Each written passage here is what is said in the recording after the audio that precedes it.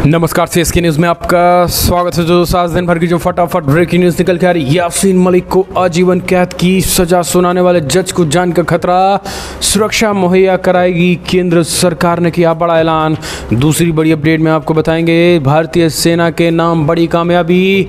आपको बता दें पत्थरबाजियों समेत अस्थिर हालात में सेना ने 3 आतंकियों को ठोका, भारी मात्रा में गोला बारूद बरामद। तीसरी बड़ी अपडेट, पाकिस्तानी संसद की संयुक्त बैठक में यासीन मलिक की सजा के खिलाफ प्रस्ताव पारित। भारत में मिली उम्र कैद को लेकर ये प्रस्ताव है। वहीं बोरिस जॉनसन क्या देंगे इस्तीफा, वो हम आपको बताएंगे। अब ईडी ने फारूक अब्दुल्ला पर कसा शिकंजा, यासीन मलिक के बाद फारूक अब्दुल्ला पर शिकंजा, वो हम आपको बताएंगे। और इस बीच अमेरिका की धमकी से बैकफुट में चीन, कहा सुलेमान द्वीप में सैन्य अड्डे का कोई इरादा नहीं। तो एक एक करके बताएंगे। जहां गुजरात में कक्ष में मुद्रा बंदरगाह में 500 करोड़ की कोकीन जब्त, डीआरआई का बड़ा एक्शन। तो एक एक करके बताएंगे दोस्तों। जहां कोरोना की तरह स्वास्थ्य मंत्रालय जल्द जारी कर सकता है मंकी पॉक्स को लेकर गाइडलाइंस, तो वो भी बताएंगे। लेकिन उससे पहले एक छोटा सा निवेदन, अगर आपने चैनल को सब्सक्राइब नहीं किया तो पल पल के अपडेट के लिए चैनल को सब्सक्राइब करना ना भूलें। और इस देश की इंडियन आर्मी के लिए जय हिंद लिखना मत भूलेगा दोस्तों। दरअसल पहली बड़ी अपडेट निकल के आ रही है, आपको बता दें यासीन मलिक को आजीवन कैद की सजा सुनाने वाले जज को जान का खतरा, सुरक्षा मुहैया कराएगी केंद्र सरकार। जी हाँ, दिल्ली की एक अदालत ने पिछले दिनों बुधवार को जम्मू कश्मीर के सबसे अग्रणी अलगाववादी नेताओं में से एक यासीन मलिक को टेरर फंडिंग मामले में उम्र कैद की सजा सुना दी गई है। हालांकि सजा के ऐलान के बाद जम्मू कश्मीर के नेताओं की ओर से फैसले की निंदा की जा रही है, तो सजा सुनाने वाले जज की सुरक्षा को लेकर खतरा बढ़ गया है। ऐसे में केंद्र सरकार उनकी सुरक्षा बढ़ा सकती है। वहीं आपको बता दें, सुरक्षा की वजह से अलगाववादी नेता मलिक को तिहाड़ में जेल नंबर 7 में रखा गया है। आपको बता दें, टाइम्स ऑफ इंडिया के मुताबिक केंद्र सरकार का कहना है कि यासीन मलिक को सजा सुनाने वाले राष्ट्रीय जांच एजेंसी अन्वेषण अभिकरण के जज प्रवीण सिंह को सुरक्षा दी जा सकती है। और अधिकारियों का कहना है कि जज को मिलने वाली सुरक्षा उनके खतरे के आकलन पर आधारित होगी। यासीन मलिक को बुधवार को पटियाला हाउस कोर्ट ने गैर कानूनी गतिविधि रोकथाम अधिनियम और भारतीय दंड संहिता के कई आरोपों के तहत आजीवन कारावास की सजा सुनाई गई है। हम चलते हैं और अपडेट लेते हैं। भारतीय सेना के नाम बड़ी कामयाबी, केरन सेक्टर में ढेर किए गए 3 आतंकी, भारी मात्रा में गोला बारूद भी बरामद। भारतीय सेना को जम्मू कश्मीर के केरन सेक्टर में बड़ी कामयाबी लगी है, जहां उसने घुसपैठ की कोशिश कर रहे 3 आतंकवादियों को मार गिराया है। पुलिस ने आतंकियों के पास 3 AK राइफल, 1 पिस्टल, 6 ग्रेनेड और बड़ी मात्रा में गोला बारूद बरामद किया है। इसके अलावा ईडी से संबंधित सामान भी मिला है। इस बात की सूचना श्रीनगर के पीआरओ ने दी है। पीआरओ ने आगे बताया है कि स्थानीय लोगों की शांति, समृद्धि और अमरनाथ यात्रा को बाधित करने के इरादे के स्पष्ट संकेत हैं। सुरक्षा बलों और आज दूसरी कामयाबी मिली है। तो दोस्तों आपको बता दें, पत्थर फेंक कर अशांति फैलाना अब इन जिहादियों को भारी पड़ रहा है। कड़ा एक्शन ले लिया गया है जम्मू कश्मीर से, ये बड़ी खबर निकल के आ रही है। हम चलते हैं और अपडेट लेते हैं। पाकिस्तानी संसद की संयुक्त बैठक में यासीन मलिक की सजा के खिलाफ प्रस्ताव पारित, भारत मिली है उम्र कैद की सजा। पाकिस्तानी संसद की संयुक्त बैठक में गुरुवार को कश्मीर के अलगाववादी नेता यासीन मलिक की सजा के खिलाफ प्रस्ताव पारित कर दिया गया। बता दें, बुधवार यानी 25 मई को दिल्ली की NIA अदालत ने उन्हें उम्र कैद की सजा सुनाई थी। इसके साथ ही उस पर कोर्ट के 10 लाख रुपए का जुर्माना भी लगाया था। NIA कोर्ट के स्पेशल जज प्रवीण सिंह ने गैर कानूनी गतिविधि अधिनियम रोकथाम अधिनियम UAPA के तहत अपराधों के लिए अलग अलग अवधि की सजा सुनाई थी। सभी सजाएं साथ चलेंगी। यासीन मलिक की सज़ा से पाकिस्तान बौखला गया है और पाकिस्तान ने एक प्रस्ताव संसद में पास किया है, जो कि प्रस्ताव ये ऐसा है कि यासीन मलिक की सज़ा के खिलाफ ये प्रस्ताव पारित किया गया पाकिस्तानी संसद में। ये बड़ी खबर निकल के आ रही है, उसकी निंदा पाकिस्तान में की जा रही है। अब आप समझ लीजिए, जिस अपराध का पाकिस्तान में निंदा किया जा हो तो वो भारत के समर्थन में कैसे हो सकता है। हम चलते हैं और अपडेट लेते हैं दोस्तों। इस्तीफा देंगे बोरिस जॉनसन, पार्टी गेट के मुद्दे पर उन्होंने सांसदों ने पद छोड़ने की मांग की। दरअसल कोरोना लॉकडाउन में नियम के उल्लंघन में फंसे ब्रिटेन के प्रधानमंत्री बोरिस जॉनसन की मुश्किलें कम होने का नाम नहीं ले रही हैं। जांच में सरकार के भीतर नियमों को तोड़ने की संस्कृति उजागर होने के बाद बोरिस जॉनसन पार्टी के ही 2 सांसदों के निशाने पर आ गए और जॉनसन पर इस्तीफा देने का दबाव गुरुवार को तब और बढ़ गया, जब उनकी अपनी कंजर्वेटिव पार्टी के कम से कम 2 सांसदों ने सार्वजनिक रूप से उनसे पद छोड़ने की मांग कर डाली। जॉनसन कोविड-19 लॉकडाउन के दौरान नियमों को तोड़कर डाउनिंग स्ट्रीट और कैबिनेट कार्यालय में की गई पार्टी की घटना को आगे बढ़ाना चाहते थे और ने टॉप सिविल सर्विसेज सुग्रे की ओर से बुधवार को रिपोर्ट जारी करने के बाद एक बार फिर संसद में अपनी माफ़ी दोहराई। हालांकि उनकी इस माफ़ी के बाद विपक्ष ने केवल जॉनसन से इस्तीफे की मांग करता रहा। माना जा रहा है कि भारत वंशी ऋषि सुनक जो है ब्रिटेन के नए पीएम हो सकते हैं। एक और अपडेट लेते हैं, आपको बता दें यासीन मलिक को निपटाने के बाद अब ईडी ने फारूक अब्दुल्ला के पीछे पड़ी। एजेंसी ने पूछताछ के लिए किया तलब, कहा चलो बहुत पैसा बना लिया है। जम्मू और कश्मीर के पूर्व मुख्यमंत्री फारूक अब्दुल्ला को प्रवर्तन निदेशालय ने तलब कर दिया है। अब्दुल्ला को कथित मनी लॉन्ड्रिंग मामले में पूछताछ के लिए बुलाया गया और ख़ास बात यह है कि इससे पहले ईडी ने नेशनल कॉन्फ्रेंस के प्रमुख की 12 करोड़ की संपत्तियां जो है अटैच कर ली थी। और अब ये बड़ी खबर निकल के आ रही है दोस्तों, नोटिस जारी करके ईडी की करीब 94 करोड़ रुपए की हेराफेरी के मामले में अब्दुल्ला से पूछताछ की जाएगी। मीडिया रिपोर्ट्स के अनुसार पूर्व सीएम को 31 मई को ईडी के श्रीनगर दफ्तर में पूछताछ के लिए बुलाया गया था। अब्दुल्ला ने दिसंबर 2020 में जारी हुए ईडी के आदेश को जम्मू और कश्मीर न्यायालय में चुनौती दी थी। ईडी ने आरोप लगाए थे कि अब्दुल्ला ने जम्मू और कश्मीर क्रिकेट एसोसिएशन के अध्यक्ष के तौर पर पद का दुरुपयोग किया था। आरोप लगाए गए थे कि नेशनल कॉन्फ्रेंस नेता ने 2001 से 2011 के बीच कई नियुक्तियां की ताकि भारतीय क्रिकेट कंट्रोल बोर्ड यानी बीसीसीआई के प्रायोजित रकम को हासिल किया जा सके। अब्दुल्ला ने कहा था कि ईडी की तरफ से अटैच की गई संपत्तियां कथित आपराधिक गतिविधियों से संबंधित नहीं हैं। इस दौरान उनके मूल अधिकारियों के हनन का आरोप लगाया गया था। शिकंजा कसा जा रहा है, आरोप प्रत्यारोप कुछ भी हो, लेकिन लूट कर पूरा जम्मू कश्मीर तो रख ही लिया है। अगली अपडेट, गुजरात के कक्ष में मुद्रा बंदरगाह में 500 करोड़ रुपए की कोकीन जब्त, डीआरआई का बड़ा एक्शन। राजस्व खुफिया निदेशालय डीआरआई ने गुजरात के कच्छ जिले में मुद्रा बंदरगाह के पास एक कंटेनर से 56 किलोग्राम कोकीन जब्त कर दी है, जिसकी कीमत करीब 500 करोड़ रुपए बताई जा रही है। एक अधिकारी ने गुरुवार को इस बात की जानकारी दी है। हालांकि डीआरआई के अधिकारियों ने जब्त किए गए मादक पदार्थ की कीमत का खुलासा नहीं किया है, लेकिन आपको बता दें इसके लिए 500 करोड़ रुपए की कीमत होने की बात सामने आ रही है। अंतर्राष्ट्रीय बाजार में 1 किलोग्राम कोकीन की कीमत करीब 10 करोड़ रुपए है। डीआरआई के अधिकारियों ने बताया कि विशेष जानकारी के आधार पर टीम उसे कंटेनर की तलाशी ली, जो कुछ समय पहले विदेश से मुद्रा बंदरगाह पर पहुंचाया था और पास के कंटेनर फ्रंट स्टेशन पर रखा गया था। उन्होंने बताया है कि डीआरआई टीम को 56 किलोग्राम कोकीन मिली थी, जैत वस्तुओं के अंदर छिपा हुआ था। हम चलते हैं और अपडेट लेते हैं। अमेरिका की धमकी से बैकफुट में चाइना, कहा सोलोमन द्वीप में सैन्य अड्डे का नहीं है कोई इरादा।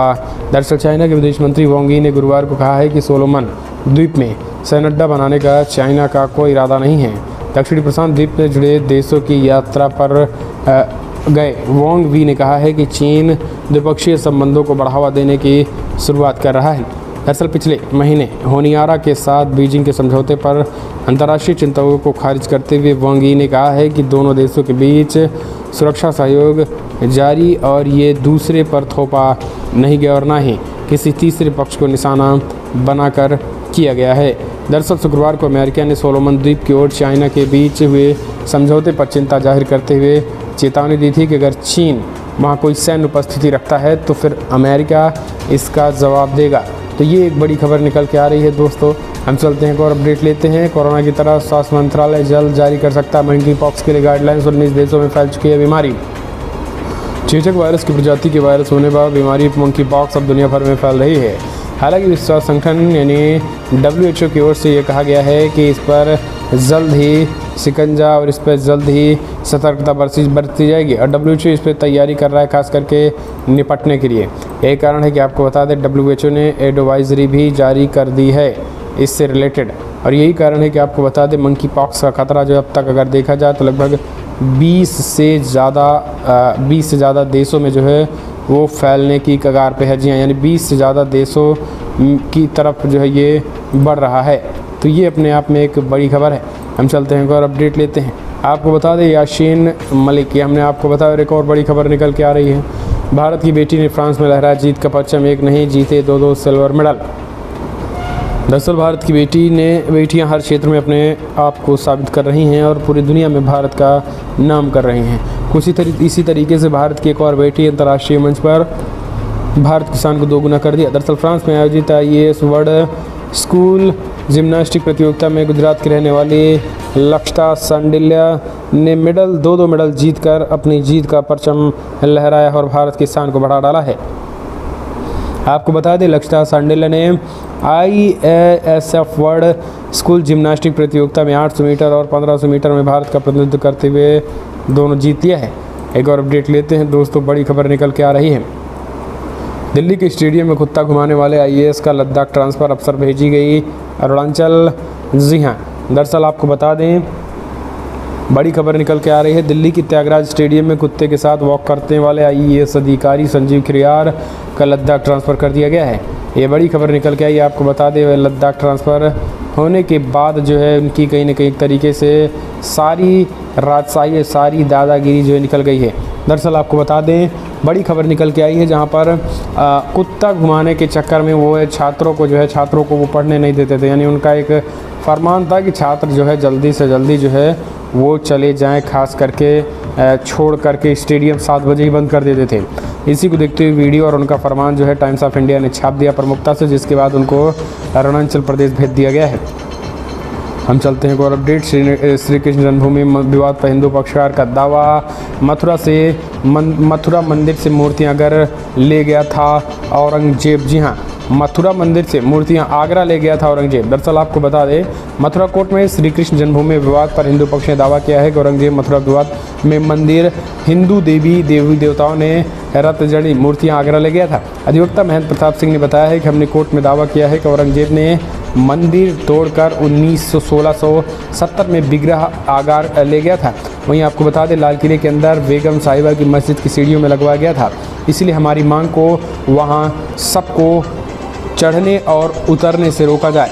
ये हिंदुओं की भावनाओं को आहत करने के लिए किया गया था। साथ ही उन्होंने सर्वे करवाकर विग्रहों को वहां से वापस लाने की अपील की थी।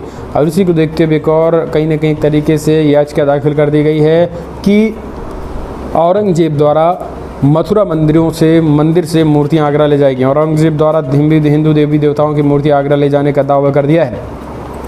हम चलते हैं और अपडेट। पहले की सरकार उन टेक्नोलॉजी को समस्या का हिस्सा समझा और अब 2030 तक ड्रोन हब बनेगा भारत, पीएम मोदी का ऐलान। दरअसल पीएम नरेंद्र मोदी ने दिल्ली के प्रगति मैदान में 2 दिवसीय पीएम ने कहा है ड्रोन टेक्नोलॉजी को लेकर भारत में जो उत्साह देखने को मिल रहा है वो अद्भुत है और ये ऊर्जा नज़र आ रही है। और भारत में ड्रोन सर्विसेज, ड्रोन आधारित इंडस्ट्रीज की लंबी छलांग का प्रतिबंध है और ये भारत में रोजगार सृजन के एक उभरते एक बड़े सेक्टर की संभावना दिखती है।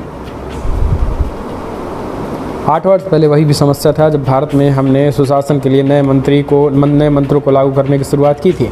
न्यूनतम सरकार अधिकतम शासन के रास्ते पर चलते हुए ease of living, ease of doing business को हमने प्राथमिकता बनाया और 2030 तक भारत का ड्रोन हब बन जाएगा। हम चलते हैं और अपडेट लेते हैं दोस्तों। आपको बता दें बिग ब्रेकिंग निकल के आ रही है, अगली बड़ी खबर निकल के आ रही है दोस्तों। तेलंगाना के बीजेपी प्रमुख का विवादित बयान, कहा हम राज्य में सभी मस्जिद खोलेंगे, 100 मिले तो आप रख लेना, 100 मिले तो हम 100 रखेंगे। दरअसल ज्ञानवापी मस्जिद परिषद में शिवलिंग मिलने के दावे के बाद देश में राजनीतिक सरगर्मियां जहां तेज हुई हैं, इसी बीच तेलंगाना के बीजेपी प्रमुख ने मस्जिद शिवलिंगों मामलों में विवादित बयान देने की बात कही गई। वहीं आपको बता दें राज्य की सभी मस्जिदों में खुदाई करने का ऐलान कर दिया। उन्होंने कहा कि सभी मस्जिदों की खुदाई होनी चाहिए और अगर खुदाई में 100 मिलते हैं तो आप रख लेना और अगर भगवान शिव की मूर्तियाँ मिलती हैं तो हम वहाँ मंदिर बनाएंगे। इस तरीके का प्रस्ताव जो है आपको बता दें 2 दिन पहले प्रधानमंत्री मोदी तेलंगाना पहुंचे हुए थे। हैदराबाद में असद ओवैसी के गढ़ में प्रधानमंत्री मोदी ने सीधी चुनौती दी थी और आपको बता दें चुनौती देने के बाद अब ये बड़ी खबर निकल के आई है जहाँ पर वहाँ के प्रदेश अध्यक्ष ने भी ये बड़ा ऐलान कर दिया है। यानी हैदराबाद को चुनौती देने के लिए मोदी के जो शेर हैं वो दहाड़ रहे हैं। अगली अपडेट लेते हैं दोस्तों। मुसलमानों की होने वाली है बड़ी बैठक, कहा ज्ञानवापी छोड़ो, पहले हम 50,000 मस्जिदों बचाएं। राष्ट्रपति से भी लगाई गुहार। 28 और 29 यानी कल और परसों जो है जमीयत उलमा हिंद का देवबंद में बड़ा सम्मेलन होने और खास करके ज्ञानवापी समेत कई मुद्दों पे चर्चा होगी। 5000 मुस्लिम बुद्धिजीवी जो है इसमें हिस्सा लेंगे। आपको बता दें वाराणसी ज्ञानवापी मस्जिद, मथुरा ईदगाह मस्जिद के साथ साथ अन्य तमाम इमारतों को बचाने के लिए बैठक है। इस बीच आपको बता दें all India Muslim personal law board के एक मौलाना हैं, इन्होंने कहा कि भाई अब तो ज्ञानवापी छोड़ो, अब तो उन 50,000 मस्जिदों पर भी खतरा आ गया है, इसलिए हम चाहते हैं कि देश का माहौल ना ख़राब किया जाए। ज्ञानवापी जाए तो जाए, ईदगाह जाए तो जाए, लेकिन हमारी 50,000 मस्जिदें तो कम से कम बची रहें। और इस तरीके से दोस्तों अब इन पे खतरा मंडराने लगा है, ये सब इस बात को कबूल कर रहे हैं। इसी को देखते हुए कल मुसलमानों की एक बड़ी बैठक बुलाई गई है। आपको बता दें जिसमें 50,000 से लगभग 5,000 से लगभग 10,000 करीब मुसलमान बुद्धिजीवी होंगे, यानी सामान्य मुसलमान नहीं, या तो वो मौलाना होंगे किसी मस्जिद के मौलवी होंगे, मदरसे के शिक्षक होंगे, यानी शिक्षित मौलाना मुस्लिम सामी होंगे। हम चलते हैं और अपडेट। आज ज्ञानवापी को देखते फिर से ज्ञानवापी मस्जिद में आज भीड़ न हो, इसको देखते नमाज़ पढ़नी है तो घर से करके आए वजू। ज्ञानवापी मस्जिद कमेटी ने जारी की एडवाइजरी। दरअसल आपको बता दें, वाराणसी की ज्ञानवापी मस्जिद के सर्वे के दौरान वजू खाने में शिवलिंग मिलने के हिंदू पक्ष कथित दावों को लेकर दोनों पक्ष कोर्ट में आमने सामने अपनी दलीलें दे रहे हैं। वहीं सबके बीच अंजुमन इंतजामिया मसाजिद कमेटी ने ज्ञानवापी मस्जिद में लोगों के कम से कम संख्या में नमाज़ पढ़ने की अपील की। इतना ही नहीं, कमेटी ने यह भी निर्देश दिया है कि जिन लोगों को ज्ञानवापी मस्जिद में नमाज़ पढ़नी है तो वो घर से ही वजू करके आएँ, यहाँ पर वजू ना करें।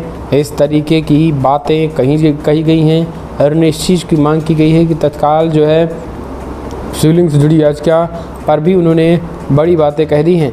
तो दोस्तों, ये एक बड़ी खबर निकल के आ रही है और लगातार जो मांग चल रही थी, अब उस मांग को लेकर मुस्लिम पक्षकार ने भी ये बात कह दी है। हम चलते हैं और अपडेट लेते हैं। बड़ी खबर आपको बता दें, प्रधानमंत्री मोदी ने कहा, हम तीसरी आंख से देखते हैं कि कौन क्या काम कर रहा है और किसी को पता भी नहीं चलता है। दरअसल पीएम मोदी ने कहा है कि हम देश भर के जहाँ जहाँ भाजपा शासित राज्य है वहाँ के या फिर अपने केंद्रीय मंत्रियों के कामकाजों को परखने के लिए हम अपनी तीसरी आंख को फिट कर रखें और तीसरी आंख फिट करते ही हम वहाँ पर लोगों की समस्याओं को सुनते हैं। जो हमारे टेस्ट में पास होता है वही कहीं ना कहीं अगली बार फिर से हम उसको मंत्रिमंडल में शामिल करते हैं। तो पीएम मोदी ने एक तीसरी आंख साइलेंटली बना रखी है, इस चीज़ का उन्होंने स्वयं खुलासा किया। इतना ही नहीं, कहा कि केदारनाथ में जो कुछ काम हो रहा है हम तीसरी आंख से देखते हैं। पीएम मोदी ने खुद बताया कि ड्रोन से हम उस पर नज़र रख रहे हैं। फिलहाल फटाफट ब्रेकिंग न्यूज़ में इतना ही, लेकिन अगर आपको वीडियो पसंद आए तो लाइक करें, शेयर करें, पल पल के अपडेट के लिए चैनल को सब्सक्राइब करना ना भूलें। इस वीडियो में इतना ही। जय हिंद।